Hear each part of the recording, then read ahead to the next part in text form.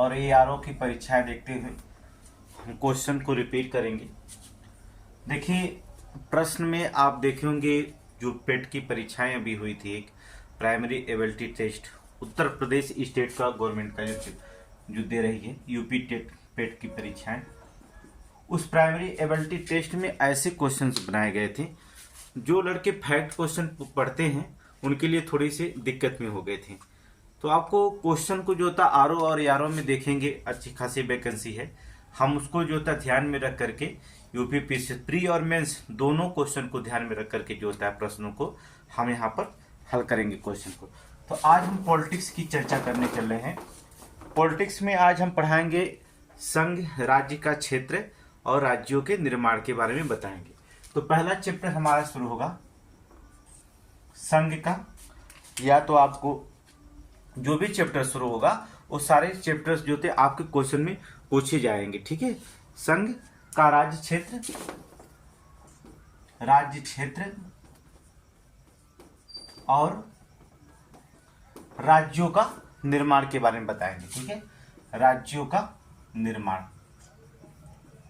राज्य क्षेत्र और राज्यों के निर्माण के बारे में पहली चर्चा हम करेंगे, ठीक है। संघ का राज्य क्षेत्र और राज्यों के निर्माण के बारे में हमारी चर्चा होगी।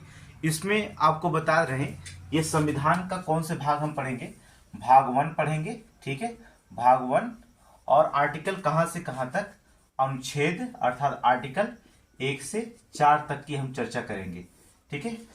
हम संघ राज्य क्षेत्र का जो होता है राज्यों के निर्माण के बारे में भाग 1 में चर्चा करेंगे और अनुच्छेद 1 से 4 क्षेत्रों में। अब आपको आरओ और यारो में, पीसीएस में, प्री और मेंस दोनों हम पढ़ेंगे। तो दोनों में हेडिंग कौन कौन से इंपॉर्टेंट होती है वहां पर देखेंगे। पहला क्या क्या हेडिंग जो मोस्ट इंपॉर्टेंट होती है, प्री मेंस में दोनों जो होती है, भारत में देशी राज्यों का विलय कैसे हुआ। तो पहली अगर हेडिंग पढ़ेंगे हम इसमें, तो पहली हेडिंग पढ़ेंगे भारत में देशी राज्यों का विलय, देशी राज्यों का विलय, पहली हेडिंग है ये। यहां से भारत में देशी राज्यों का विलय जो होता है मोस्ट इंपोर्टेंट हेडिंग है, ठीक। ये बहुत इंपॉर्टेंट है, यहाँ से क्वेश्चन बार बार जो होता है यूपी पीसीएस मेंस में भी आते हैं, प्रीलिम्स में भी आते हैं, आरओ में क्वेश्चन पूछे जाते हैं, यारो में क्वेश्चन पूछे जाते हैं। पूरी कहानी की चर्चा हम करेंगे कि कैसे क्वेश्चन पूछा जाता है जो भी रहता है। दूसरी हेडिंग पढ़ेंगे राज्य का पुनर्गठन आयोग के बारे में चर्चा करेंगे। दूसरी हेडिंग हम पढ़ेंगे राज्य के पुनर्गठन आयोग, पुनर्गठन आयोग की चर्चा करेंगे। देखिए, राज्य के पुनर्गठन आयोग में हम 3 आयोग की चर्चा करेंगे जो सबसे ज्यादा पूछा जाता है। एक तो एसके धर आयोग, ठीक है, एक से धर आयोग, धर आयोग की चर्चा ज्यादा होती। दूसरा जो होता है जेबीपी आयोग,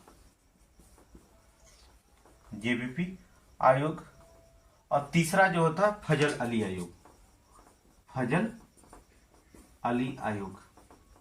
इन 3 के बारे में चर्चा करेंगे।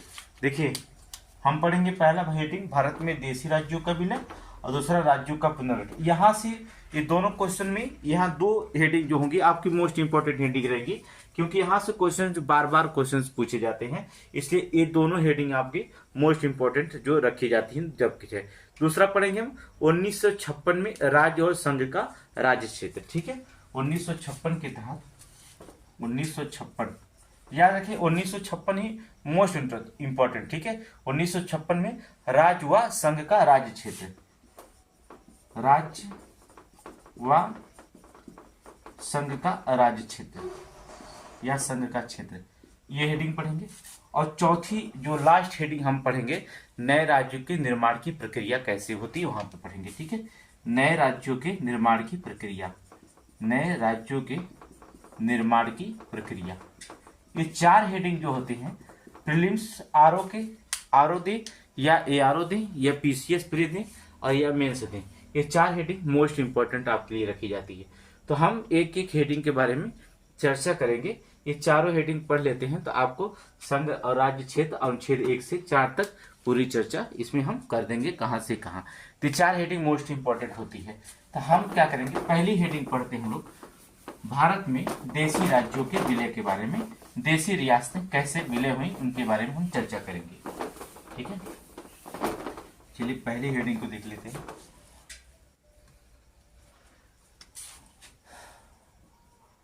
भारत में देशी राज्यों का विलय।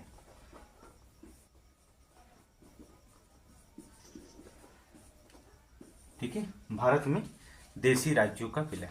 अब देखेंगे, कहने का मतलब देशी राज्यों का स्वतंत्रता से पूर्व जो होता है भारतीय राज्य क्षेत्र 2 वर्गों में विभक्त था।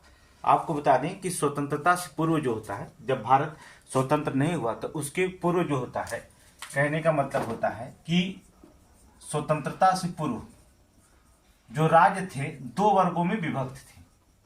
2 वर्गों में विभक्त थे, एक तो ब्रिटिश भारत था और दूसरे जो थे देशी रियासतें थी। एक ब्रिटिश भारत के द्वारा चलता था भारत, दूसरे जो थी देशी रियासतें थी। कौन था? एक ब्रिटिश भारत था जिसमें ब्रिटिश शासन करता था अपने अनुसार, ब्रिटिश भारत, और दूसरे जो राजा महाराजा होते थे अर्थात देशी रियासतें, देशी रियासतें थी। ब्रिटिश भारत में जो होता था केवल 9 प्रांत थे। ठीक है, इसमें कितने थे? 9 प्रांतों में बटा था। ब्रिटिश भारत कितना था? 9 प्रांतों में बटा था। जबकि देशी रियासत जो थी इनकी संख्या लगभग 600 थी। अगर देखा जाए तो 542 रियासतें को छोड़ दिया जाए तो 542 रियासतों को छोड़कर 58 रियासतें जो थी, 58 रियासतें ये पाकिस्तान में शामिल हो गई थी। ठीक है, पाकिस्तान में शामिल हो गई थी। कहने का मतलब होता है कि 58 रियासतें पाकिस्तान में शामिल हो गई और जो शेष रियासतें थी, 542 रियासतें थी 600 रियासतों में, वो रियासतें स्वतंत्र थी, भारत में शामिल हुई थी। लेकिन इन 542 रियासतों में ऐसे थोड़ी नहीं स्वतंत्रता मिली थी। इस शामिल करने के लिए बहुत कसमस अर्थात बहुत जो होता मेहनत करनी पड़ी। कहने का मतलब हुआ इसमें कूटनीति करनी पड़ी, दूरदर्शी नीति अपनाना पड़ा, तब जाकर ये रियासतें जो होती 542 शामिल हुई। इन 542 में जो होता 3 रियासतें ऐसी थी जिन्हें शामिल में करने के लिए जो होता है बहुत कसमसस करना पड़ा। कहने का मतलब 3 रियासतों को जो होता भारत में विलय करने के लिए जो होता है बहुत जो होता है कठिनाइयों का सामना जो होता करना पड़ा था। वो 3 रियासतें कौन थी जिसे भारत में शामिल करने के लिए कठिनाइयों का सामना करना पड़ा? वो थी पहली रियासत जो थी वो हैदराबाद, दूसरी रियासत जो थी जूनागढ़, और तीसरी रियासत जो थी वो जम्मू कश्मीर।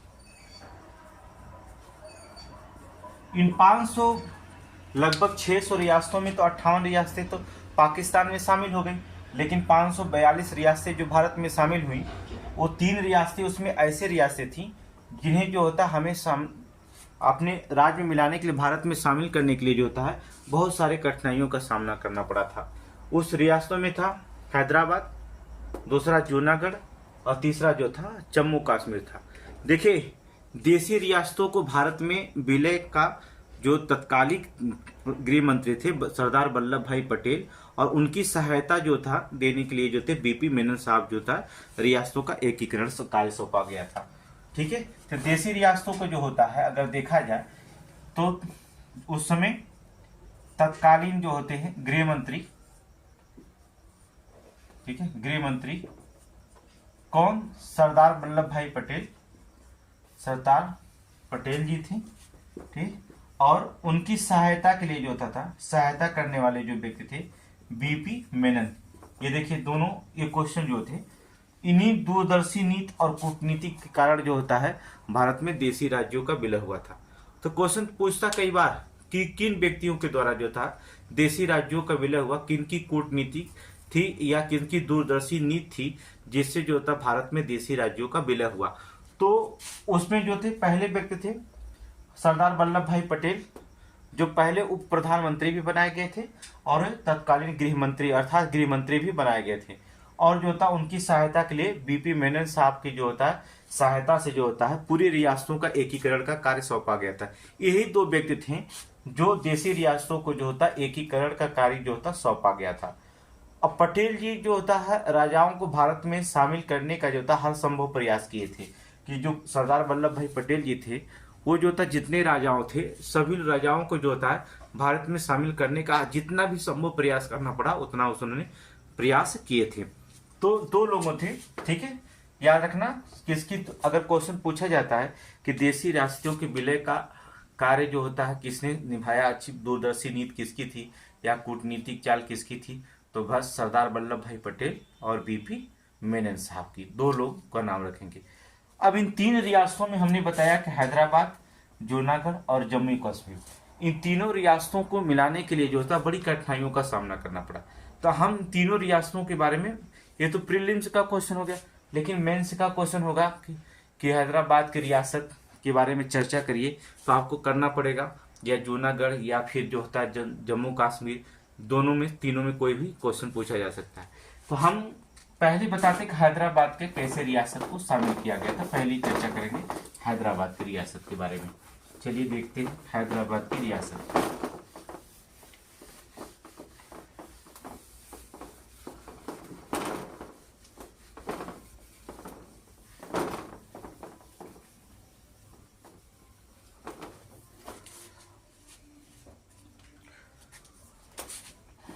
हैदराबाद,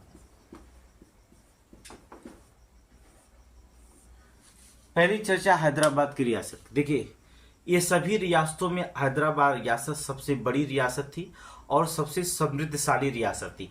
कहने का मतलब होता है कि हैदराबाद की रियासत जो थी वो सबसे बड़ी थी और सभी रियासतों में देखा जाए जितने भी रियासत भारत में थी उन सभी रियासतों में हैदराबाद रियासत सबसे बड़ी थी और सबसे शक्तिशाली भी थी और सबसे समृद्ध रियासत थी, अर्थात रियासत थी जो दक्कन के पठार के अधिकांश भाग को जो होता वो कवर करती थी। कौन सा? दक्कन के जितने पठार थे, कहने का मतलब होता है दक्कन पठार के अधिकांश भाग को ये कवर करती थी, ठीक है, अधिकांश भाग को कवर करती थी, अधिकांश भाग कवर करती थी। ये दक्कन के सबसे बड़ी रियासत थी और यहाँ अधिक संख्यक जो थे हिंदू थे। संख्याओं का देखा जाए हैदराबाद में अधिसंख्यक की बात करते हम लोग हैं तो अधिसंख्यक जो थे हिंदू थे, ठीक है, लेकिन शासक जो थे अर्थात शासक जो था वो मुस्लिम था। यहाँ का शासक कौन था? मुस्लिम। कभी कभी नाम पूछ देता तो निजाम मीर उस्मान अली, याद रखना शासक का नाम क्या था? निजाम मीर उस्मान अली यहाँ का शासक था, याद रखिएगा।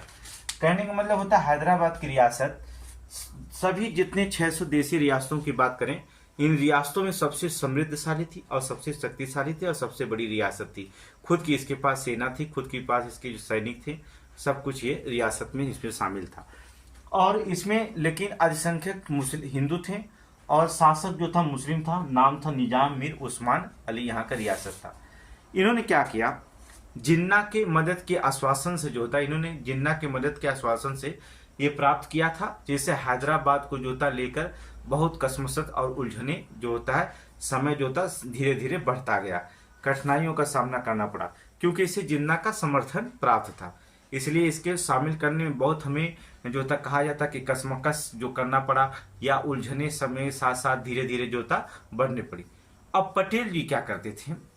पटेल जी अन्य जो होता माध्यमों से जो होता इसे निवेदन दिए या इनको धमकियां दिए, कहा जाए चाहे अन्य माध्यमों से जो होता है इनको समझाएं पटेल जी, और इनको जो होता है निवेदन किए कि आप रियासत में शामिल हो जाएं या धमकियां दें, लेकिन निजाम के मानस पे जो था कोई इसका फर्क नहीं डाल सका, उनकी बात कोई फर्क इस पे डाल नहीं सका और उलझने जो होता लगातार जो होता है बढ़ती गई। और उसने जो होता क्या निजाम क्या कहता है, लगातार जो होता है यूरोप से जो होता अपने हथियार को आयात करना जारी रखा।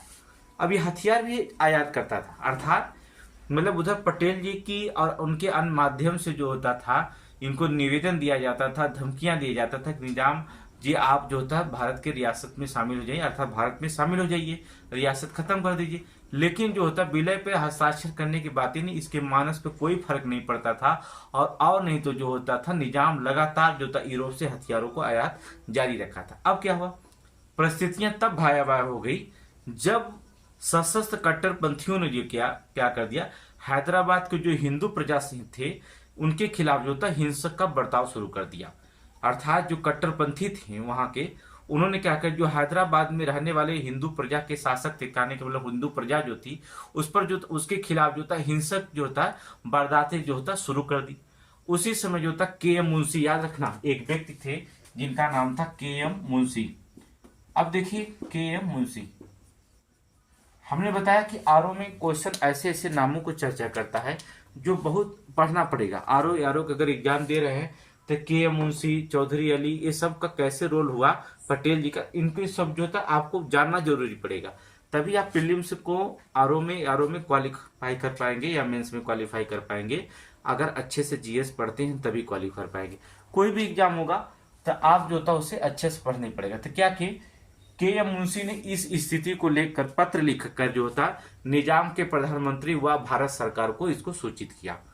के एम मुंशी जी ने क्या किया, जब कट्टरपंथियों ने जो होता है हैदराबाद के जो होता था हिंदू प्रजा के हिंसक के रूप में जो होता है वारदातें शुरू कर दी, तो के एम मुंशी जो थे उन्होंने क्या कर दिया, हैदराबाद के प्रधानमंत्री व कहा जाए कि भारत सरकार को इसकी सूचना उन्होंने दिया।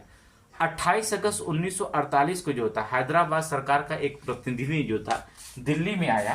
कहिया 28 अगस्त 1947 को कहा जाता कि 28 अगस्त 1947 को जो होता है, 47 नहीं बल्कि 48 को जो था 1948 को जो था हैदराबाद सरकार का प्रतिनिधि जो होता है, प्रतिनिधि दिल्ली पहुंचा। और दिल्ली जब पहुंचा, वहां पर जो था दिल्ली पहुंचा, और दिल्ली पहुंच करके जो होता उन्होंने प्रधानमंत्री दिल्ली पहुंचकर आकर जो होता उन्होंने अपनी समस्या का जो होता है राष्ट्र संघ में जो होता अर्थात यूनाइटेड नेशन में जो होता ले जाने की धमकी दी भारत सरकार से कि जो होता है ये समस्या जो था हम यूएन में लेके जाएंगे, अर्थात अपनी समस्या को राष्ट्र संघ में ले जाने की धमकी दी। अब सरदार पटेल जी जो होता है, अब इस धमकी से जो होता है सरदार पटेल जी ने यह निश्चय किया कि ये उचित होगा कि निजाम को जो होता है आज अपना आभास करा दिया जाए कि भारत सरकार के धैर्य की सीमा क्या हो गई, समाप्त हो गई। सरदार पटेल जी सोचें अब हमें ऐसा समय आ चुका है कि हम निजाम को ये आभास करा दें कि भारत सरकार की जो होता है धैर्य की सीमा जो होता अब समाप्त हो चुकी है। अब 13 सितंबर 1948 को क्या हुआ, घटना हुआ 13 सितंबर 1948 को जो होता है 13 सितंबर 1948 को जो होता है सरदार पटेल जी ने जो होता है एक जो था सैनिक जनरल जो थे जे ए चौधरी, याद रखना नाम, देखिए पूरा ये याद रखना पड़ेगा, जे ए चौधरी जो तो जनरल जे ए चौधरी की सहायता से उन्होंने सैनिक जो होता है क्या कर दिया, उन्होंने जो होता है इसके सहायता से जो होता है भारतीय सैनिकों को हैदराबाद में भेजा। और हैदराबाद में भेजकर जो होता है एक ऑपरेशन चलाया, जिस ऑपरेशन का नाम था, पेट में पूछा गया था, ऑपरेशन पोलो। कौन सा ऑपरेशन चलाया, ऑपरेशन पोलो। इसी के तहत जो होता है हैदराबाद को मिलाया गया था ऑपरेशन पोलो की सहायता, ठीक है। तो ऑपरेशन पोलो के तहत जो था भारतीय सैनिकों ने हैदराबाद में भेजा गया। 4 दिन तक जो होता सशस्त्र संघर्ष चला, अर्थात यहाँ पर 4 दिन के बाद जो होता सशस्त्र संघर्ष चला और हैदराबाद जो होता भारत का अंग बन गया। तो 4 दिन क्या, अर्थात 13 सितंबर 1948 को जो होता है ऑपरेशन पोलो चलाया गया था। 4 दिन जो होता है सशस्त्र संघर्ष चला और संघर्ष के बाद जो होता है 17 सितंबर 1948 को जो होता है हैदराबाद जो होता भारत का अभिन्न बन गया। कब बना देखेंगे आपको, अर्थात 17 अगस्त 4 दिन बाद 17 सितंबर 1948 को जो होता है हैदराबाद जो होता है हैदराबाद भारत का अभिन्न अंग बन गया, अर्थात अभिन्न अंग बना। याद रखिएगा 17 सितंबर अर्थात 1948 को जो था हैदराबाद भारत का अभिन्न अंग बन गया। किसके द्वारा बनाया गया, हैदराबाद को शामिल किया गया ऑपरेशन पोलो के द्वारा शामिल किया। और उसी दिन जो होता था जो चौधरी साहब थे वह हैदराबाद के जो होता है राज्य सैनिक का गवर्नर बना दिया गया, ठीक है। चौधरी साहब को जो होता है हैदराबाद के जो होता है, कहने का मतलब हैदराबाद के जो होता है राज्य सैनिक कहा जाता, इन्होंने जो होता है बहुत काम किए थे। हैदराबाद राज्य का जो था सैनिक जो था इन्हें गवर्नर बना दिया गया था, सैनिक गवर्नर बना दिया गया। किसे बनाया गया था, जे चौधरी को जो था, जिन्होंने ऑपरेशन पोलो में महत्वपूर्ण भूमिका निभाई थी, इसलिए इनको जो था वहां का गवर्नर बना दिया गया। तो इस तरह संघर्ष के बाद जो था हमने हैदराबाद को जो था ऑपरेशन पोलो के माध्यम से भारत का अभिन्न अंग बनाया। ठीक है, ऑपरेशन पोलो के माध्यम ये तो हैदराबाद शामिल हुआ। दूसरी रियासत जो का समर्थन करना पड़ा, बहुत कठिन समस्याओं को झेलना पड़ा था, वो रियासत थी आपका जूनागढ़। अब जूनागढ़ की हम चर्चा करते हैं कैसे जूनागढ़ को शामिल किया गया, अर्थात जूनागढ़ की बात करते हैं। अब देखिए जूनागढ़ की अगर हम बात करें तो गुजरात का जो दक्षिणी पश्चिमी जो होता है, दक्षिण पश्चिमी स्थित है ये रियासत थी। आपको पता है जूनागढ़ कहाँ है, अर्थात गुजरात के दक्षिण पश्चिम में स्थित था, दक्षिण पश्चिम में स्थित है। कहां पर? गुजरात के दक्षिण पश्चिम में जो था ये स्थित है। और 15 अगस्त 1947 तक जो था ये भारत में शामिल हुआ नहीं था। यहां पर भी अधिकांश जनसंख्या क्या थी? हिंदू थी। अर्थात जूनागढ़ में जो होता है अधिकांश जनसंख्या जो थी, कहा दिया जाए कि अधिकांश जो जनसंख्या थी वह आपकी हिंदू थी और शासक जो था मुस्लिम था। शासक जो था मुस्लिम थी। उस मुस्लिम शासक में कौन थे? देखिए जो मुस्लिम शासक था, नवाब जो था मोहम्मद रसूल खां था। वहां का नवाब कौन था? नवाब मोहम्मद रसूल खां, याद रखना। जो वहां का मोहम्मद था वह मोहम्मद रसूल खां था, वहां का नवाब था। और दीवान जो थे शहनाज भुट्टो। ठीक है, वहां के दीवान कौन थे? दीवान अगर पूछता है आपको तो शहनाज भुट्टो। देखिए हमने बताया कि इन लोगों का नाम आप याद रखना पड़ेगा, क्योंकि पेपर ऐसा बनाया जा रहा है। देख रहे हैं पेट का इतने प्राइमरी एबिलिटी टेस्ट होता है जिसे आप टेस्ट के रूप में जाना जाता है। तो कुछ वहाँ पर कमेंट आने लगा कि जो ये प्राइमरी एबिलिटी टेस्ट नहीं बल्कि लग रहा जैसे समीक्षा अधिकारी का पेपर दे दिया गया हो, ऐसा टेस्ट लिया गया था। तो पेपर धीरे धीरे जो होता कठिन की तरफ बढ़ रहा है, इसलिए हमको जो होता एक भी पॉइंट नहीं छोड़ना होगा। आप एक कहानी की तरह से हमारी बात को समझिए और आपको जो होता है सुने, आप जो होता है नोट्स बनाएं, इसके बाद जो होता है आप पढ़ें। आपको सारे क्वेश्चन कुछ भी भूलने की जरूरत नहीं है। आरओ और यारो की सारे सिलेबस जो होता है हम एग्रीकल्चर कुछ दिन में पढ़ाना शुरू कर देंगे। तो यहाँ पर एग्रीकल्चर की भूमिका आरओ यारो में जरूरी होती है और जनसांख्यिकी जो होता है वहाँ पर क्वेश्चन पूछा जाता है, उसके बारे में हम चर्चा करेंगे। तो पूरी यहाँ क्वेश्चन सिलेबस में रखा जाता है। तो यहाँ पर देखेंगे मोहम्मद रसूल खां वहाँ का नवाब था, कहाँ का? जूनागढ़ का। और शासक जो था, दीवान जो था वो शहनाज भुट्टो था। लेकिन संख्या जो अधिक रूप जो थी वो आपकी जनसंख्या अधिक हिंदू थी। अब क्या किया, जो नवाब रसूल खां था वो पाकिस्तान में शामिल होने के लिए जो था फैसला दिया। उन्होंने क्या किया, पाकिस्तान में शामिल होने का फैसला क्या दिया कि जूनागढ़ जो होता है समुद्र, जो जूनागढ़ का समुद्र है वो पाकिस्तान से जुड़ा हुआ है। उन्होंने तर्क दिया, ये पूछा गया कि आप पाकिस्तान में क्यों शामिल होना चाहते हैं। वहां का नवाब जो होता है उन्होंने क्या किया, मोहम्मद रसूल खां ने एक तर्क दिया कि जूनागढ़ का जो समुद्र है वो सीधे सीधे पाकिस्तान से जुड़ा हुआ, ये तर्क दिया। अब देखिए आपको बता दें कि जूनागढ़ भौगोलिक परिस्थितियां ऐसी थीं कि इसके चारों तरफ से जो ऐसी रियासतें के मध्य में स्थित था कि भारतीय अधिराज्य में जो होता सब सम्मिलित हो चुकी थी। कहने का मतलब जूनागढ़ के चारों किनारे ऐसे रियासतें जो थी सब के सब जो था शामिल हो चुकी थी। कहने का मतलब जूनागढ़ ये है तो यहाँ पर सारी रियासतें जो थी, इधर अगल बगल जितनी छोटी छोटी बड़ी बड़ी रियासतें थी जूनागढ़ की, वो सारे की रियासतें जो था शामिल थी। अब इधर थोड़ा से समुद्र बाकी था, इधर पाकिस्तान हो गया था। तो ये तर्क कौन सी बात है कि चारों वो रियासतें जो थी यहाँ पर शामिल थी, भारत के अधिराज्य में शामिल हो गई थी और थोड़ी समुद्र से जुड़ा था। तो कह रहा था कि जूनागढ़ का शासक की भारत जो था जूनागढ़ समुद्र से जुड़ा हुआ पाकिस्तान से, इसलिए पाकिस्तान में फैसला दिया रहा। जबकि ये देखेंगे चारों तरफ इसकी जितने रियासत थी सब के सब जो था भारत में शामिल हो गई थी। अब बात हो गया जब शामिल हो गई थी, लेकिन भारतीय अधिराज्य जब सम्मिलित चुकी थी तो ऐसी रियासतें जो होता था अगर एक सीमा से अंदर दूसरे राज्य में अगर जाना होता था तो हम जूनागढ़ के बीच से होकर जाना पड़ता था। ठीक है। अगर ये रियासत मान लीजिए है और इस रियासत के पास जाना होगा तो वो सीधे क्या करें, इस रियासत से अर्थात जूनागढ़ के अंदर से होकर जाना पड़ता था। तो अगर ये पाकिस्तान में कैसे शामिल हो सकता कि ये अगर पाकिस्तान में शामिल हो जाता तो यहाँ की रियासतें कट जाती और यहाँ की रियासतें कट जाती, तो यहाँ पर जो था रियासतों का कटना तय माना जाता था। इसे बड़ी राज्यों को रास्ता जूनागढ़ से होकर के जाता था। अब क्या हमने किया, 15 अगस्त को जो था गुप्त रूप से जो होता जूनागढ़ का जो नवाब था वो पाकिस्तान में शामिल हो गया। और पाकिस्तान में शामिल होने के बाद एक दो देसी रियासतें थी, एक बबरियाबाद और दूसरा था मंगरोल। कौन था, बबरियाबाद और मंगरोल।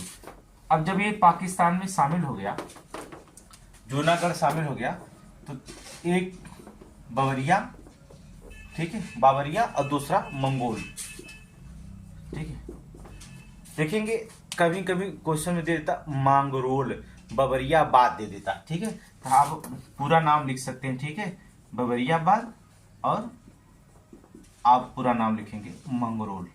इन दोनों का नाम याद रखना, बबरियाबाद और मंगरोल। ये रियासतें थी।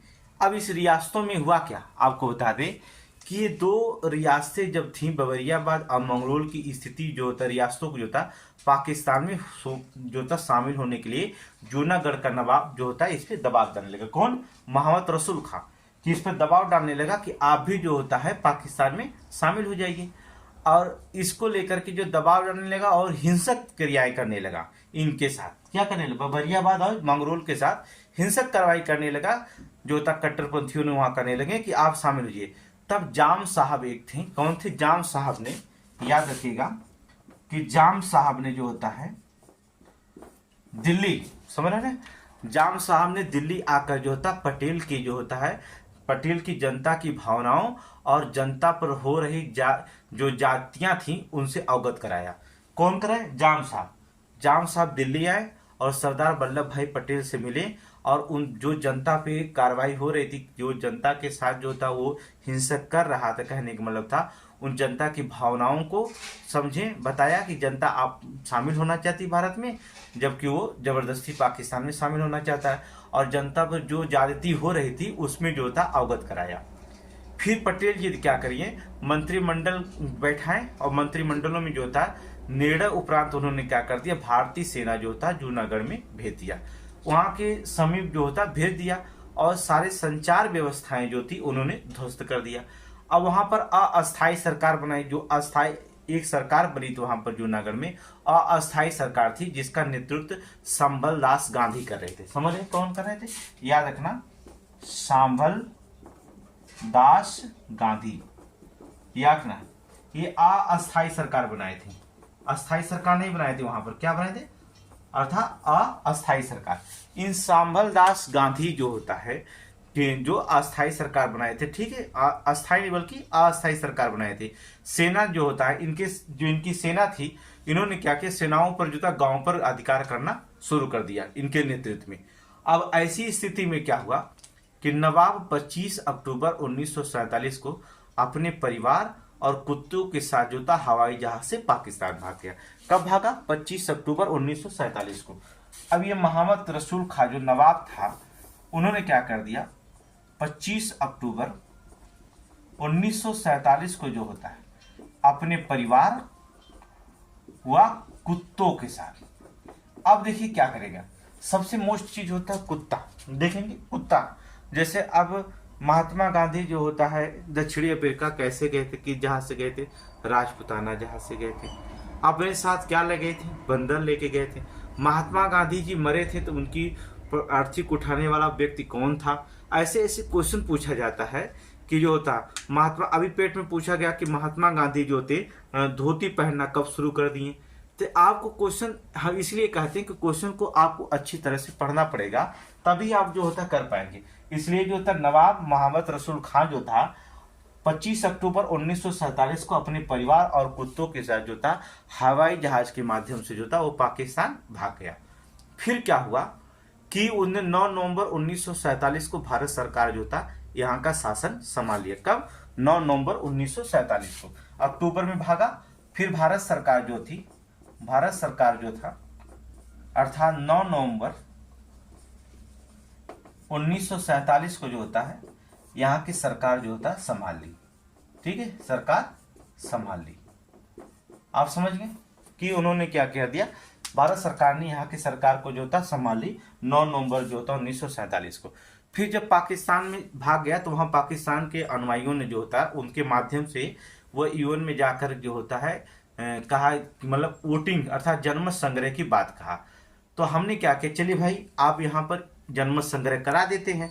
तो हमने क्या कर दिया, जूनागढ़ को लेकर के अर्थात उसको तो सैन्य कार्यवाही के द्वारा मिलाया। अब जूनागढ़ में हमने भाई कहा चलिए आपको इच्छा है तो पाकिस्तान और भारत में जनमत संग्रह हो जाएगा, जिधर वोट ज्यादा पड़ेगा शामिल होने की जनता की, उधर जो होता है जूनागढ़ को शामिल कर दिया जाएगा। तो हमने क्या कर दिया, जनमत संग्रह करा दिया। अब आपको बताते हैं कि जनमत संग्रह की डेट भी पूछी जाती है कि कब भारत जूनागढ़ को लेकर के कब जनमत संग्रह कराया गया था। 20 फरवरी 1948 को जनमत संग्रह हुआ।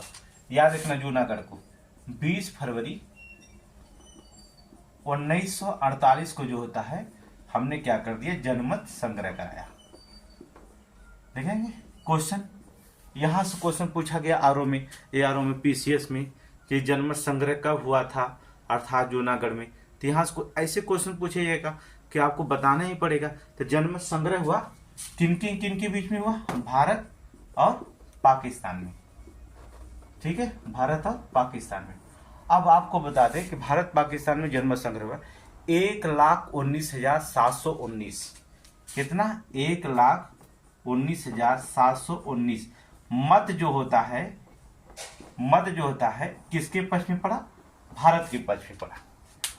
अब मत याद रखना क्योंकि बहुत जरूरी होता है, मत को याद रखना। 1,19,719 मत। ये क्वेश्चन पूछा गया कि भारत के पक्ष में जूनागढ़ में कितने मत पड़ा था, 1,19,719 मत पड़े, जबकि पाकिस्तान के जो मत में था वो 91 मत पड़ा। केवल कितना वोट पड़ा, 91 मत पड़ा, सिर्फ 91। कहने का मतलब होता है 100 भी नहीं पार हुआ, सिर्फ 91 मत पड़ा, जबकि 1,19,719 मत जो था भारत के पक्ष में पड़ा। तो जनमत संग्रह में वैसे ही पाकिस्तान इसको देख करके अपना मत भाग गया होगा कि यहाँ पर शामिल करना संभव नहीं है, और खुद वो जो होता है कभी इसके जूनागढ़ का नाम तक नहीं लिया होगा कि जूनागढ़ को जो था अपने में शामिल, किस आधार पर शामिल करेगा। यहाँ पर अगर जनमत जो होता है रखा जाए, जनमत संग्रह हुआ, जनता का जो होता है वोटिंग हुई किस में शामिल होना किस में नहीं शामिल होना।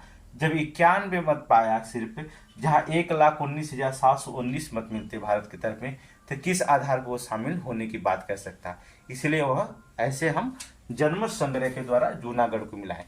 तो आप जान गए सैन्य कार्यवाही के द्वारा किसको मिलाया, सैन्य कार्यवाही पूछता है तो हमने हैदराबाद को मिलाया ऑपरेशन पोलो के माध्यम से। अगर जनमत संग्रह की बात करेगा तो हम जूनागढ़ को जो होता है मिलाएं अर्थात यहाँ पर। ठीक है, अब लास्ट में बच जाता है जम्मू कश्मीर। देखिए जम्मू कश्मीर के शासक की बात करेंगे।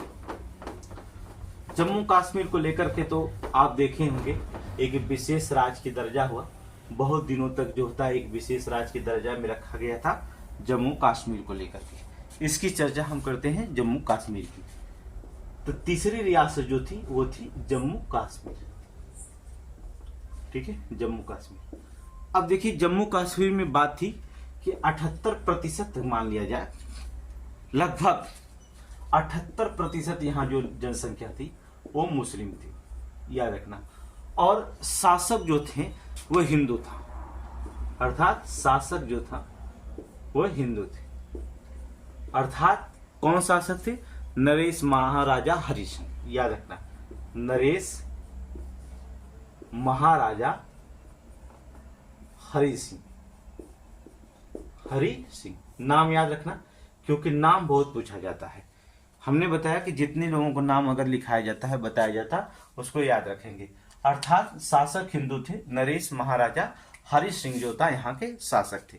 अब बड़ी संख्या में अब क्या करेंगे, इन्होंने क्या कर दिया, पाकिस्तान और भारत के बंटवारे के जब देशी रियासतों का विलय हो रहा था तो ये एकदम मौन स्थिति में रहे। अर्थात वो ना तो पाकिस्तान की तरफ झुकना चाहते थे ना तो ये भारत की तरफ झुकना चाहते थे, तो मौन की स्थिति में उन्होंने रहा।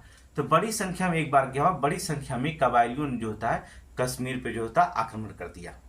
कबायली जो था भारतीय मतलब पाकिस्तान की सेनाओं ने जो होता है जो आदिवासी सेनाएं थी, उन्होंने क्या कर दिया, जम्मू कश्मीर पर आक्रमण कर दिया। अब अराजकता परिस्थिति में क्या किया, महाराजा हरि सिंह जो थे अपने परिवार सहित जो था श्रीनगर को छोड़ करके दिल्ली चले आए। जब कबायली ने आक्रमण किया, अर्थात कहने का मतलब होता है कबायलियों ने जब आक्रमण किया तो हरि सिंह जो थे श्रीनगर जो था अर्थात श्रीनगर को छोड़कर कहाँ चले आए, दिल्ली चले आए। समझ, परिवार सहित, अपने परिवार के सहित जो था उन्होंने क्या कर दिया, दिल्ली को कूच के अर्थात दिल्ली आ गए।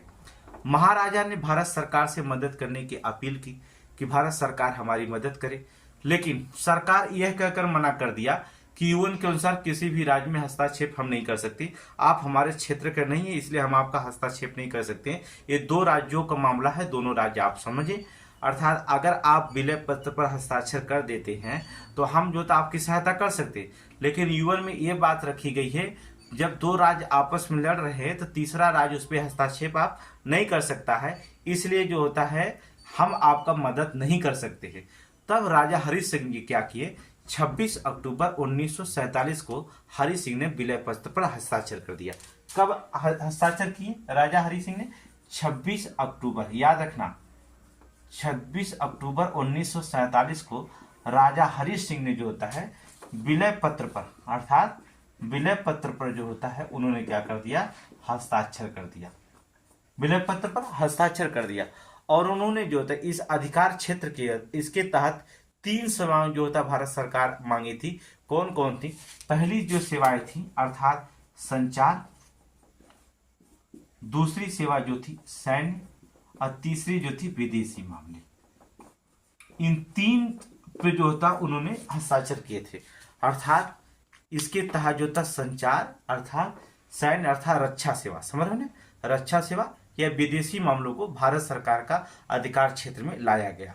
ठीक है, जब ये अधिकार क्षेत्र में लाया गया तो 26 अक्टूबर 1947 को सायंकाल में मंथन हुआ और 27 अक्टूबर 1947 को जो था सेनाएं हवाई जहाज से जो था कश्मीर में भेज दी गई। कब, अर्थात सायंकाल मंथन हुआ और 27 अक्टूबर 1947 को जो होता है भारतीय सेनाएं जो होता वो हवाई जहाज अर्थात जहाज के माध्यम से कश्मीर में क्या कर दिया गया, भेज दिया गया था, कश्मीर में भेज दी गई। और उन्होंने क्या कर दिया कि कश्मीर में जब भेज दिया गया तो 8 नवंबर को जो होता वो बारामूला पर अधिकार कर लिया। बारामूला पर कहां पर अधिकार कर लिया, बारामूला पे। तो 27 अक्टूबर को उतरी और 8 नवंबर तक जो होता उन्होंने क्या कर दिया, बारामूला पर जो होता है अधिकार कर लिया, बारामूला पर अधिकार कर लिया, समझ रहे, अधिकार कर लिया। मामला अभी भी चला, अधिकार कर लिया, ठीक है। अब पाकिस्तान ने जो होता यूएन में शिकायत की, अर्थात यूनाइटेड नेशन में, राष्ट्र संघ में जो होता है उन्होंने शिकायत किया। अब यहाँ पर ध्यान रखने वाली बात है कि जब पाकिस्तान ने यूएन में शिकायत किया तो भारत का जो होता है, भारत की तरफ से जो लड़ रहे थे वो ब्रिटेन जो था भारत की पक्ष ले रहा था, जबकि अमेरिका जो था है पाकिस्तान का पक्ष ले रहा था। याद रखना, अमेरिका चाहता था कि कश्मीर जो होता पाकिस्तान में शामिल हो जाए, जबकि भारत का पक्ष जो ले रहा था, ब्रिटेन जो पक्ष ले रहा था कि भारत जो होता जम्मू कश्मीर जो होता भारत का अभिन्न अंग बने, और अमेरिका चाहता था पाकिस्तान का भी अभिन्न अंग बने। इसलिए कहा जाता, देखिए अमेरिका 1999 तक जो था पाकिस्तान का साथ दिया था, कहा जाए तो, अगर देखा जाए तो यूक्रेन जो होता है 1999 के कारगिल के युद्ध में जो होता है भारत के खिलाफ भी तोपें जो था पाकिस्तान को बेचा था। इसलिए भारत उसमें तटस्थ भूमिका निभा रहा कि हम अपनी दुश्मनी को जो होता है, हमने कहा कि भारत की नीति रही है कि पहले हम बोलेंगे नहीं, बाद में हम छोड़ेंगे नहीं, ये ऐसी नीति रहती। हम किसी भी देश पर जो होता है पहले युद्ध नहीं करेंगे, लेकिन कोई देश हमको छेड़ेगा, अगर हम पर वार करेगा तो हम बाद में उसे छोड़ेंगे भी नहीं। तो हम जानते हैं, तो भारत की जो यूएन में पाकिस्तान जो होता है जब इस मामले को लेकर गया तो भारत के पक्ष जो होता है, भारत के पक्ष में ब्रिटेन था, जबकि अमेरिका जो था किसके पक्ष में था, पाकिस्तान के पक्ष में था। 5 मार्च 1948 को, तब तक जब तक कोई यूएन में मामला चल रहा था तब तक भारत की सेनाएं जो होता बारामूला तक पहुंच गई। उसके आगे भी जो होता है जम्मू कश्मीर का 1/3 हिस्सा कहने का मतलब 75% भाग पर जो होता है जम्मू कश्मीर पे वो कब्जा कर चुकी थी। लेकिन 5 मार्च को जो होता है फिर फैसला आता है। इसके बाद जहां सेना थी वहीं पर रुक गई। 5 मार्च 1948 को होता महाराजा हरि सिंह ने जो था अंतरिम सरकार की घोषणा की और प्रधानमंत्री शेख अब्दुल्ला बने वहां पे। ठीक है, तो राजा हरि सिंह ने, महाराजा हरि सिंह ने जो था 5 मार्च 1948 को जो होता, याद रखना डेट थोड़ा से याद रखना पड़ता है, ठीक है, कि जो होता कब हुआ था। तो 5 मार्च 1948 को जो होता है राजा हरि सिंह ने जो था उन्होंने क्या अंतरिम सरकार की घोषणा की। ठीक है, अंतरिम जो होता है सरकार की घोषणा की, सरकार की घोषणा की। और जब अंतरिम सरकार की घोषणा की तो प्रधानमंत्री जो होता शेख अब्दुल्ला को बनाया गया था। याद रखना, जिसके प्रधानमंत्री कौन बने, अर्थात प्रधानमंत्री जो बने, प्रधानमंत्री बने वो कौन थे, शेख अब्दुल्ला। शेख अब्दुल्ला कहने का मतलब होता है 300 एक अलग उनका मतलब देसी रियासतें भी थी, लेकिन उनको संचार, सैन्य और विदेशी मामले दिया गया था और उनको शामिल अभी विलय में नहीं किया गया था। विलय पत्र में किया गया था लेकिन अलग उनको प्रधानमंत्री, इसलिए जो होता है 2019 तक जो था वहाँ का जो वजीरे आजम, मुख्यमंत्री को वजीरे आजम कहा जाता था और राज्यपाल जो होता था सदर ए रियासत कहा जाता था। जबकि सदर ए रियासत राष्ट्रपति को कहा जाता है, वजीरे आजम जो होता है वो प्रधानमंत्री को कहा जाता। तो जम्मू कश्मीर में ऐसी सुविधा थी कि राज्यपाल को सदर ए रियासत कहा जाता था और जो मुख्यमंत्री होते थे उन्हें क्या कहा जाता था, वजीरे आजम के नाम से जाना जाता था। 1952 में दिल्ली के समझौते पर हस्ताक्षर हुआ। 1952 याद रखना, 1952 में दिल्ली के एक समझौते पर हस्ताक्षर हुआ जिसके तहत संविधान में जम्मू कश्मीर को विशेष राज्य का दर्जा दिया गया। तो जम्मू कश्मीर को याद रखेंगे विशेष राज्य की दर्जा कब दिया गया, 1952 में। अब क्वेश्चन देखिए, क्वेश्चन बहुत सारे ऐसे होंगे जो आपको जानना बहुत जरूरी हो जाता है कि जो होता है जम्मू कश्मीर के बारे में। तो चलिए देखते हैं, ठीक है। 1952 में 1952 में जो होता 1952 में जो होता है एक समझौते पर हस्ताक्षर के तहत भारतीय संविधान में जो होता है जम्मू कश्मीर को विशेष राज्य की दर्जा दी गई।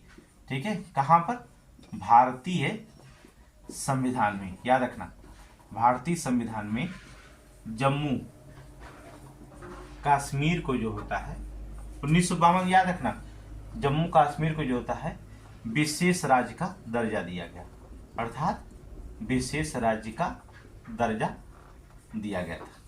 कब दिया गया था, 1952। तो क्वेश्चन पूछा जाएगा कि विशेष राज्य का दर्जा कब खत्म किया गया, अभी बता रहे हैं, और विशेष राज्य का दर्जा कब दिया गया था।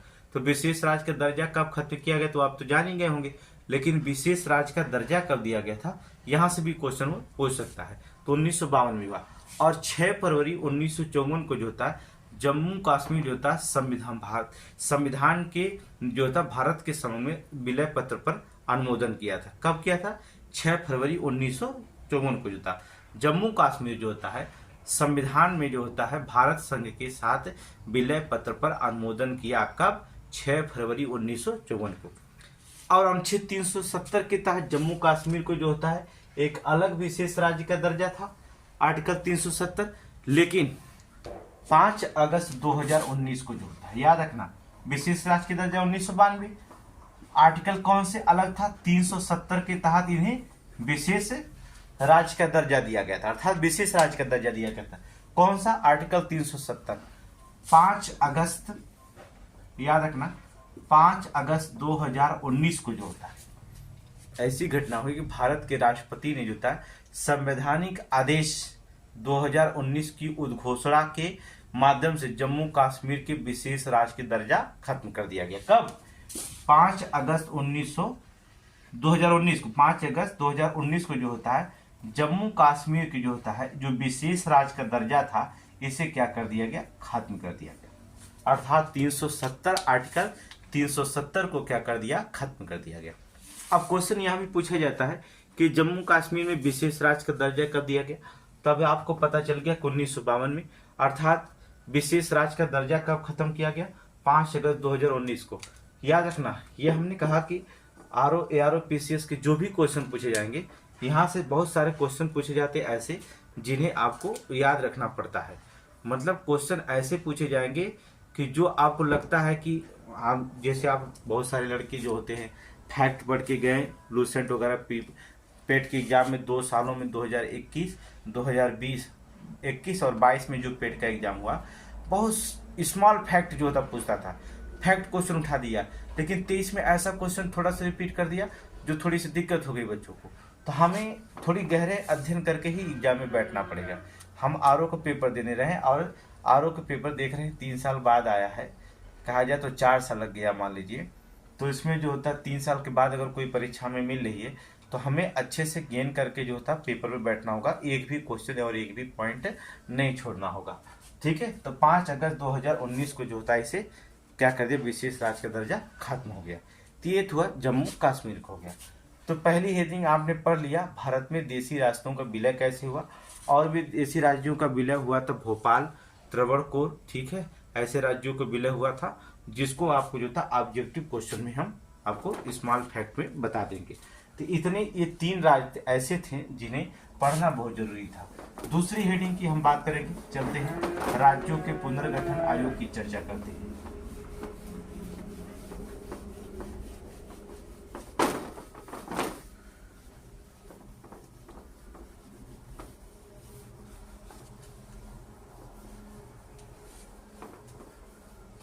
दूसरी हेडिंग हम पढ़ेंगे राज्य का पुनर्गठन आयोग। ठीक है, राज्य का पुनर्गठन आयोग। ठीक है, राज्य का पुनर्गठन आयोग। हमने आपको बताया राज्य के पुनर्गठन आयोग में 3 आयोग हम पढ़ते हैं। पहला पढ़ते हैं एसके धर आयोग। पहली जो होता है अर्थात एसके धर आयोग। देखिए, जब राज्य का गठन हो गया, अब बात हुई कि यहाँ पर प्रशासनिक कार्य कुशलता कौन सा रखा जाए, अर्थात वहां पर जो था किनकी कौन सी भाषा रखी जाए, इसको लेकर के बड़ी चर्चा हुआ कि भारत में विलय सभी देसी रियासतें हो गई।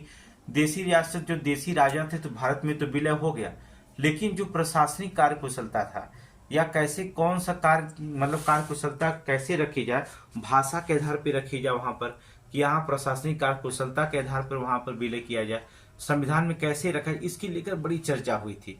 तो एसके धर आयोग जून 1948 में इनको रिपोर्ट सौंपा गया कि आप जो होता है जून 1948 में आप जो होता बताइए, चर्चा करिए इस पे। तो उन्होंने क्या किया, एसके धर आयोग ने जो कहा कि भाषाई आधार के बजाय प्रशासनिक सुविधा के आधार पर जो होता अनुशंसा की जाए।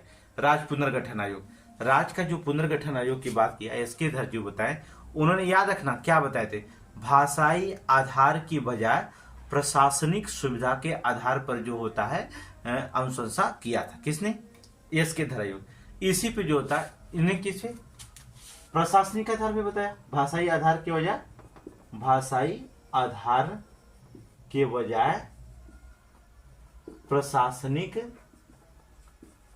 कार्य कुशलता, प्रशासनिक कार्य कुशलता के आधार पर। क्वेश्चन कुछ भी पूछ सकता है, ठीक है, प्रशासनिक सुविधा के आधार पर अनुशंसा की, कार्य कुशलता की अनुशंसा की। ठीक है, राज्य पुनर्गठन की बात किया। अब दूसरी बात हो गई, फिर इसके बाद इनकी बात रखी गई, ठीक है, फिर एक समिति बनाई गई जिसका नाम था जेबीपी समिति। जेबीपी समिति, ठीक है, जेबीपी समिति जो होता है 1948 में जेबीपी समिति बनाई गई थी, याद रखना 1948 में जो होता है जेबीपी समिति बनाई गई थी। और 1949 में इन्होंने अपनी रिपोर्ट भी सौंप दी थी। जेबीपी समिति में 3 व्यक्ति थे, नाम पूछा जाता है। पहले व्यक्ति थे जवाहरलाल नेहरू, जवाहरलाल नेहरू, फिर वल्लभ भाई पटेल, वल्लभ भाई पटेल, पी फॉर होता पट्टाभ सीतारमैया, पट्टाभ सीतारमैया। 3 व्यक्तियों जो होता है इसमें रखा गया। इन्होंने लोगों ने बताया कि इस आयोग जो होता है, इन्होंने अपनी रिपोर्ट 1949 में सौंपी। उन्होंने कहा भाषाई आधार पर राज्य का जो गठन होगा, उन्होंने खंडन किया। उन्होंने कहा कि राज्य का जो गठन होगा वो भाषाई आधार पर नहीं होना चाहिए। इन्होंने इसका खंडन कर दिया। याद रखना, भाषाई आधार पर राज्य के गठन के बारे में इन्होंने जो था खंडन किया। फिर जो था एक आयोग बनाया गया। नेक्स्ट है फजल अली आयोग। तीसरा जो थे फजल अली आयोग। फजल अली आयोग, याद रखना, फजल अली जो होता इसके अध्यक्ष थे। फजल अली अध्यक्ष थे, जबकि 2 अन्य सदस्य भी इसमें शामिल किए गए थे जो पीसीएस एग्जाम में पूछा गया था। 2 अन्य सदस्य कौन थे? पहले सदस्य थे के.एम. पडिक्कर और दूसरे जो थे हृदयनाथ कुंजरू।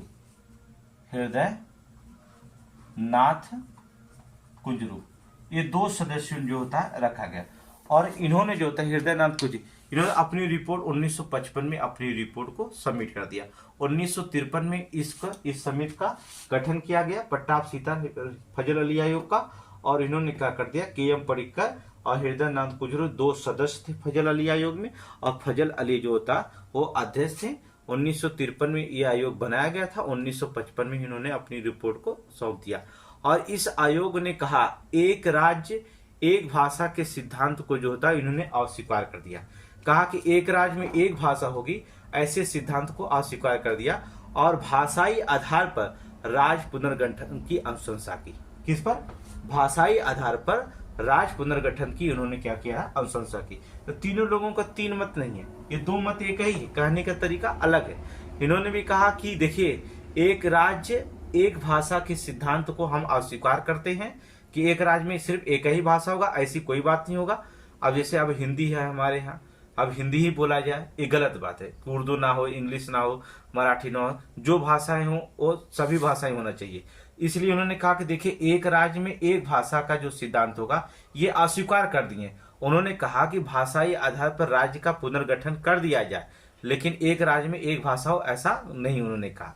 लेकिन आपको बता दें, स्वतंत्रता के पश्चात दक्षिणी भारतीय राज्यों को जो था भाषा को आधार पर जो था गठन की मांग की जानी थी। ठीक है, जो स्वतंत्रता मिली तब जो होता दक्षिण भारतीय राजाओं ने जो होता है राज्यों के जो होता है उन्होंने कहा कि भाषा के आधार पर राज्यों का गठन की मांग की जाने लगी थी। इसके लिए क्या वर्ष 1953 में एक घटना घटी। ठीक है, वर्ष 1953 की बात बता रहे हैं। जब ये स्वतंत्रता मिला तो दक्षिण भारतीयों ने जो होता है सबसे ज्यादा आंदोलन वहां पर चला था। 1953 में नाम आप सुने होंगे, पीसीएस एग्जाम में क्वेश्चन पूछा गया था, नाम उनका पूछा गया था, पोट्टी श्रीरामुलु। पोट्टी श्रीरामुलु, देख रहे हो ना, नाम थोड़ा सा कठिन है। श्रीरामुलु कहने होता है श्रीरामुलु। ठीक है, उन्होंने क्या कर दिया, ये तेलुगु भाषा को जो होता है अलग राज्य की मांग को लेकर के भूख हड़ताल कर दिया। इन्होंने क्या कर दिया, 1953 में जो होता पोट्टी श्रीरामुलु ने जो होता तेलुगु भाषा को लेकर के जो होता उन्होंने अलग राज्य की जो होता, कहने का मतलब अलग राज्य की मांग को लेकर के उन्होंने क्या कर दिया, भूख हड़ताल कर दिया कि तेलुगु भाषा वाले के लिए जो होता एक अलग राज्य मांग। अब बात हुई भूख हड़ताल के बाद ये मृत्यु हो गई इनकी। अब मृत्यु होने के फलस्वरूप क्या हो गया कि जो अराजकता फैल गई, तो सरकार को भाषाई आधार पर राज्य गठन करने के लिए जो था विवश होना पड़ा। क्योंकि जब ये अराजकता पूरी फैलने लगी तो सरकार जो था हार मान गई। तो उन्होंने क्या कर दिया, सरकार ने क्या किया, राज्य के गठन के लिए जो था विवश होना पड़ा भाषाई आधार पर। तो आंध्र प्रदेश जो था भाषा के आधार पर गठित पहला राज्य था। याद रखना, क्वेश्चन पूछा गया बहुत अच्छे। अर्थात आंध्र प्रदेश भाषा के आधार पर, भाषाई आधार पर पहला गठित, भाषाई आधार पर गठित पहला राज्य था। क्वेश्चन बहुत बार पूछा गया, पहला राज्य था। कब बना था, अर्थात 1953 में। 1953 में जो था आंध्र प्रदेश जो था भाषा के आधार पर, भाषाई आधार पर पहला राज्य का गठन किया गया था। वो मृत्यु होने के बाद जो था फजल अली आयोग रिपोर्ट के सिफारिश पर जो था 7वें संविधान संशोधन अधिनियम द्वारा राज्य पुनर्गठन अधिनियम 1936 को समाप्त कर दिया गया। याद रखना कौन था? फजल अली आयोग की रिपोर्ट के अनुसार। याद रखना जो फजल अली रिपोर्ट सौंपे थे, फजल अली रिपोर्ट जो सौंपे थे, इस रिपोर्ट के अनुसार 7वें संविधान संशोधन, 7वें संविधान संशोधन, ठीक है, 7वां संविधान संशोधन हुआ, जिसमें जो होता उन्होंने क्या किया, राज्य पुनर्गठन अधिनियम कौन सा चल रहा था? राज्य पुनर्गठन अधिनियम 1936 इन्होंने क्या कर दिया? समाप्त कर दिया। अर्थात इसे समाप्त करके जो होता है 14 राज्यों और 6 केंद्र शासित प्रदेश में बांट दिए। इसको समाप्त करने के बाद क्या किए? 14 राज्य एवं 6 केंद्र शासित प्रदेशों को बांट दिया। 6 केंद्र शासित प्रदेशों में जो होता उन्होंने बांट दिया। याद रखना राज्य पुनर्गठन अधिनियम 1936 क्वेश्चन कई बार पूछा गया पीसीएस में कि कौन सा अधिनियम की जो था समाप्त करके नए राज्यों की स्थापना की, कि 14 राज्यों की स्थापना। फजल अली आयोग जो था रिपोर्ट के अनुसार किस अधिनियम को समाप्त करके जो होता है ये गठन किया गया था? राज्य पुनर्गठन अधिनियम 1936 को जो था समाप्त कर दिया गया। तो इसको समाप्त करके 14 राज्यों और 6 केंद्र शासित प्रदेशों में बांट दिया गया। अब बात ही होती है कि 6 केंद्र शासित प्रदेश, 6 राज्य, तब बटा था वर्तमान में कितने राज्य और केंद्र शासित प्रदेश है? क्वेश्चन यहाँ से भी पूछ सकता है, हो सकता है आपसे।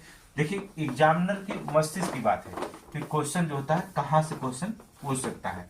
तो आपको बता दें वर्तमान में कितने राज्य हैं, तो बता दे रहे हैं वर्तमान की पूछता है, वर्तमान में राज्य व संघ, ठीक है, संघ शासित प्रदेश या केंद्र शासित प्रदेश।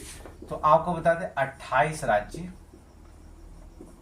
और 8 संघ शासित प्रदेश, केंद्र शासित प्रदेश 2020 के अकॉर्डिंग, ठीक है, 2020 के अकॉर्डिंग बता रहे हैं कि 28 राज्य 8 संघ राज्य क्षेत्र है, ठीक है। 2019 में 2 राज्य क्षेत्र संघ शासित प्रदेश बने, कौन कौन? जम्मू कश्मीर, जम्मू और कश्मीर। याद रखना 2019 में अगर 8 संघ राज्य क्षेत्र की बात करें तो इसमें जो होता है 8 संघ राज्य क्षेत्र में 2019 में जम्मू और कश्मीर, 2019 में देखेंगे जम्मू कश्मीर, और दूसरा जो बना वो लद्दाख। कौन सा? लद्दाख। 2 केंद्र शासित प्रदेश बने, जम्मू कश्मीर और लद्दाख। लद्दाख में 2 जिले शामिल कर दिए गए, लेह और कारगिल। ये 2 जिले कहाँ शामिल किए गए? लद्दाख में 2 ही जिले होंगे, और शेष जिले जो होते, शेष राज्य जो होते, शेष जिले जो होते थे किसमें शामिल कर लिए गए? जम्मू कश्मीर में, ठीक है। तो लद्दाख में 2 जिले हैं। क्वेश्चन पूछा जाता है कि 2019 में जो होता है कौन से 2 केंद्र शासित प्रदेश बने थे? जम्मू कश्मीर और लद्दाख बने गए थे। तो जम्मू और कश्मीर को बनाया गया था, इसमें लद्दाख में लेह और कारगिल को जो था शामिल किया गया, शेष जो होते सब विलय कर दिया गया किसमें? जम्मू और कश्मीर में। और 2020 में जो होता है एक और केंद्र शासित प्रदेश बना, आप बताया गया होगा, आप देखे होंगे, दादरा और नागर हवेली। याद रखना दादर, कभी कभी जो होता है दादरा दे देता है, उसे कंफ्यूजन मत होना, दादर अलग है, दादरा, ठीक है, लिख सकते हैं दादरा और नगर हवेली, और नागर हवेली कब बना था संघ शासित प्रदेश के राज्य में? 2020 में बना गया था, अर्थात 2000। इसके साथ कौन शामिल हुआ? इसमें शामिल कर दिया गया किसको? दमन व दमन दीव को कहा जाता है, दमन और दीव को इसमें शामिल किया गया, दमन और दीव को जो होता है इसमें शामिल किया गया। याद रखना 2020 में जो होता है दमन और दीव को इसमें शामिल कर लिया गया। तो ये तो 2 हेडिंग हुआ। 1956 में राज्य और संघ और नए राज्यों के निर्माण की प्रक्रिया, ये आप जो होता है प्ले लिस्ट में जाएंगे तो एक हेडिंग डाल के हमने पढ़ाया है, भारत वर्सेस इंडिया। जब विवाद हुआ था इसको लेकर के, जो राष्ट्रमंडलों की बैठक हुई थी, कहने का मतलब G20 सम्मेलन जो हुआ था, उस G20 सम्मेलन में जो होता है भारत अर्थात इंडिया को लेकर विवाद हुआ था। तो भारत वर्सेज इंडिया इसको लेकर विवाद हुआ था। आप प्ले लिस्ट में जब जाएंगे तो वहां पर हमने उसको बताया अच्छे से, अनुच्छेद 1, 2, 3 और 4 में। और भारत का नाम भारत कैसे पढ़ा, पूरी तरह से कहानी हमने उसमें बताया है। भारत 4 नामों से कैसे पढ़ा, पूरी भरत, भरत कौन थे और भारत भरत के नाम से कैसे पढ़ा, बहुत सारे भरत हुए थे, उनकी सारी कहानियां हमने वहां पर डिटेल में दे रखी है। तो वहां आदि जो होता है संघ शासित क्षेत्र को चर्चा वहां मिल जाएगी दूसरे प्ले लिस्ट में। आप प्ले लिस्ट में जाकर के देख लीजिएगा। और आज की कहानियां कल हम पढ़ते हैं सिटीजनशिप अर्थात नागरिकता के बारे में चर्चा करते हैं। आप हमसे मिले रहिए, जुड़े रहें और जो होता है आप हमारा सपोर्ट करिए, क्योंकि न्यूज चैनल है तो अब लगभग डेली जो होता है आपसे हम मिलते रहेंगे। ठीक है।